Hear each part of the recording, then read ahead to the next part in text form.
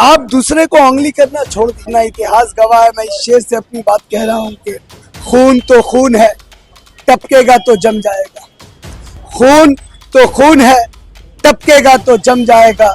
जुल्म तो जुल्म है, बढ़ेगा तो मिट जाएगा। चाहे वो कोई भी तानाशाह का जुल्म है। ये मत सोचिए जो आज साहिब मसनद है वो कल नहीं होंगे। किराएदार है, जाती मकान थोड़ी है, और सभी का खून है शामिल यहाँ की मिट्टी में।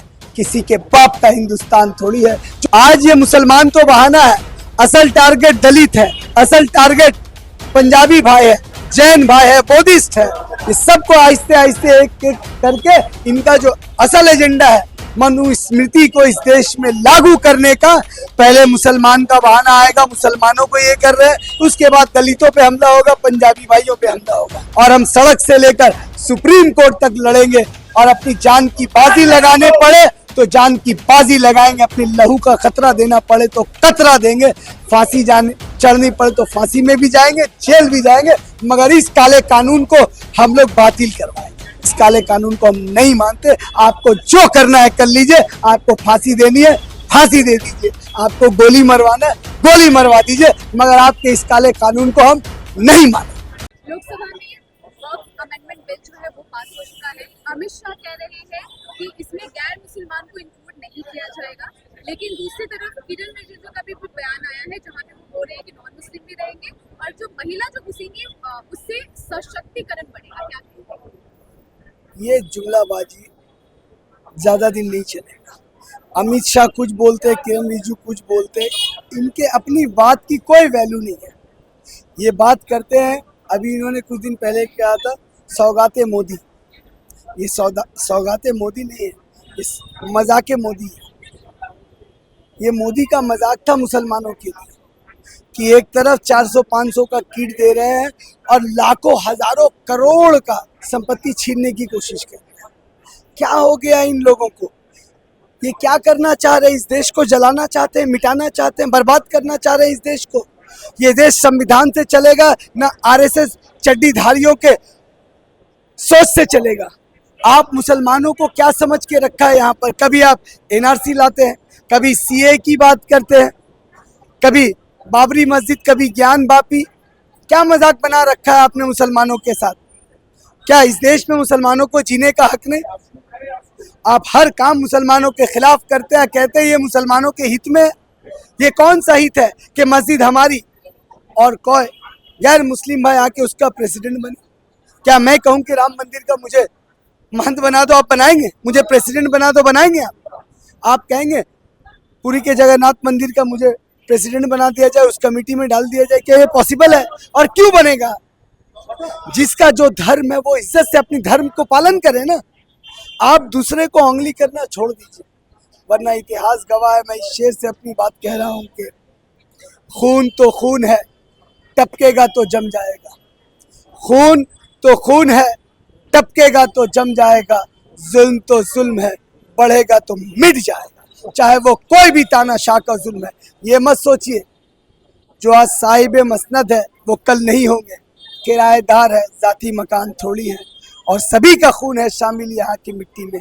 किसी के बाप का हिंदुस्तान थोड़ी है जो आपकी मर्जी चलेगी। हम इस बिल को नहीं मानते, हम कंडेम करते हैं। और कांग्रेस के एक एक सांसद ने वहां पर चीख चीख के कहा है कि डेमोक्रेसी में, डेमोक्रेसी के उस मंदिर में डेमोक्रेसी का मजाक जो उड़ाया जा रहा है।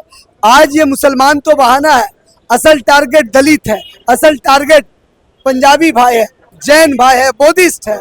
इस सबको आहिस्ते आहिस्ते एक एक करके इनका जो असल एजेंडा है मनुस्मृति को इस देश में लागू करने का, पहले मुसलमान का बहाना आएगा, मुसलमानों को ये कर रहे हैं, उसके बाद दलितों पे हमला होगा, पंजाबी भाइयों पे हमला होगा। अगर हम सबको, मगर मैं ये नहीं कह रहा कि इस सोच के पूरे हिंदुस्तान के 130 करोड़ 40 करोड़ लोग इस सोच के मालिक है, चंद लोग हैं। मगर इस डेमोक्रेसी की खूबसूरती है, जिसका संख्या पार्लियामेंट में ज्यादा होगा वो जीत जाएंगे, मगर सड़क में हमारी संख्या है। और इस देश के लोगों में, इस देश का हिंदू हमारे साथ है, इस देश का मुस्लिम, सिख, ईसाई, दलित सब हम लोग एक साथ है। और एक साथ मिलकर आज देखिए इस आंदोलन में हिंदू, मुस्लिम, सिख, ईसाई सब थे, और सब मिलकर इस बिल की मुखालफत करते हैं। और हम सड़क से लेकर सुप्रीम कोर्ट तक लड़ेंगे, और अपनी जान की बाजी लगाने पड़े तो जान की बाजी लगाएंगे, अपने लहू का खतरा देना पड़े तो कतरा देंगे, फांसी जाने चढ़नी पड़े तो फांसी में भी जाएंगे, जेल भी जाएंगे, मगर इस काले कानून को हम लोग बातिल करवाएंगे, रिजेक्ट करेंगे इस बिल को। आपने जैसे कहा कि आप ये कानून को नहीं मानते, लेकिन कल ही अमित शाह ने ये बोला है कि ये संसद का कानून है, सभी को मानना पड़ेगा।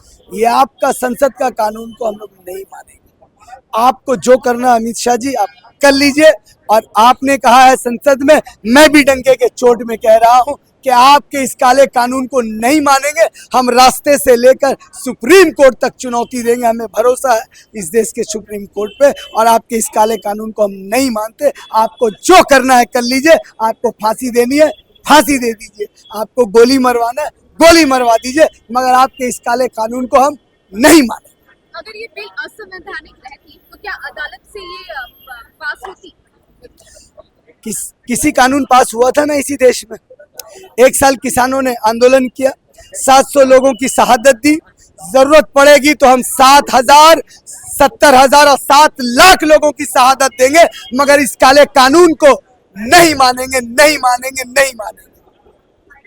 जैसे आपने कहा कि मुस्लिम हित के लिए ये कानून नहीं है, ये बिल नहीं है, लेकिन हमने देखा कि दिल्ली, महाराष्ट्र, भोपाल, कई सारे जगहों से कल जो तस्वीरें आ रही थी जहाँ पे मुस्लिम भाई बहनें ही जश्न मना रहे थे, पटाखे फोड़ रहे थे और मोदी के नारे लगा रहे थे कि हम इस बिल को स्वीकार करते हैं, मोदी जी ने अच्छा बिल लाया। नोटबंदी में भी आपने देखा था किस तरह गाने गा रहे थे, बहुत अच्छा हो गया है, उसके बाद क्या था? ये सब प्रोपेगेंडा है। हर कौम में हर जगह कुछ बिकाऊ लोग हैं जो कहीं ना कहीं दलाली करते हैं, कहीं ना कहीं चाटुकारिता करते हैं, तो ऐसे लोग थे। आज करोड़ों लोगों से पूछ लीजिए ना, हम लोगों का दिल जल रहा है। और ये बिल जो है सिर्फ मुसलमानों के खिलाफ नहीं है, ये बिल इस देश के खिलाफ है, इस देश के गंगी जमनी तहजीब के खिलाफ है, इस देश के ताना बाना को तोड़ने के खिलाफ है। इस देश का हिंदू बुरा नहीं है, इस देश के कुछ चंद लोग जो अपनी रोटी सेकने के लिए, सिर्फ वोट की राजनीति करने के लिए, आज हिंदू किसान रोज, कई 100 किसान रोज आत्महत्या कर रहे हैं, हर घंटे हिंदू किसान आत्महत्या कर रहा है। करोड़ों हिंदू भाई दर दर की ठोकर खा रहे हैं, नौकरी नहीं है। मैं हिंदू बहनें सुरक्षा की गुहार लगा रही है, कहीं काट के फेंका जा रहा है, कहीं रेप किया जा रहा है। उसको दबाने के लिए, इस देश की असली हकीकत को छुपाने के लिए देश दिन ब दिन गरीबी के कगार में जा रहा है, अंधकार में जा रहा है। अमेरिका ने आज जो किया, कल जो किया, उस बात को, उस इशू को दबाने के लिए आज यहाँ पर कॉटन व्यापारी, किसी को 60 करोड़ लोगों को नुकसान हुआ है, कल उस सब इशू को दबाने के लिए सिर्फ एक लॉलीपॉप मुसलमानों को मोहरा बना दिया गया है कि हिंदू भाई जब नौकरी मांगेंगे तो बोले देखो ना वक्फ बोर्ड में हमने ये कर दिया। जब वो बोलेंगे कि अरे हमें भूख लग रही है, भूख से हमारा परिवार मर जा रहा है, तो बोलेंगे देखो ज्ञान बापी मस्जिद है, बोलेंगे देखो राम मंदिर हमने ले लिया। अरे इससे आपका भूख नहीं मिटेगा, इससे आपको नौकरी नहीं मिलेगी। ये वर्गलाने की श्रीलंका में भी यही हुआ था, श्रीलंका में यही हुआ था। बाद में 10-15 साल बाद श्रीलंका का हालत क्या हुआ देख लीजिए। वहाँ के लोग आज तरस रहे हैं, परेशान हैं। तो आप हिंदुस्तान को भी वही करना चाहते हैं? ये लोग बेच कर एक दिन भाग जाएंगे। मोदी जी ने कहा था ना, मैं तो फकीर आदमी हूँ, झोला उठाऊंगा चला जाऊंगा। उसने हमेशा इंडिकेशन दिया है।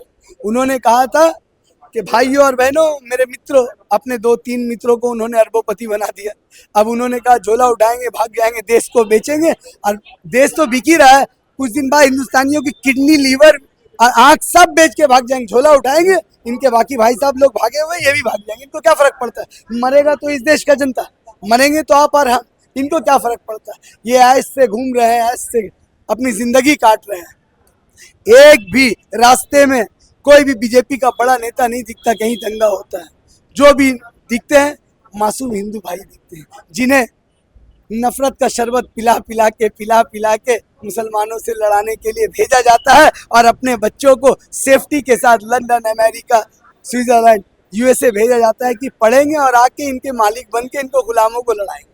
तो ये राजनीति बंद होनी चाहिए। इसी पर स्टाइल भी आपका और सेलिब्रेशन भी आपका। सिर्फ इनसाइड, इंडिया का फेवरेट एथनिक वेयर, चाहे ट्रेडिशनल ग्रेस चाहिए या मॉडर्न ट्विस्ट, हर स्टाइल पर मिलेगा यहाँ। इनसाइड लेकर आया है खास महिलाओं के लिए शानदार फेस्टिव ऑफर।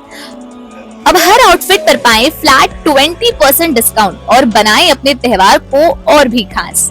हर स्टाइल, हर मौके के लिए परफेक्ट कलेक्शन।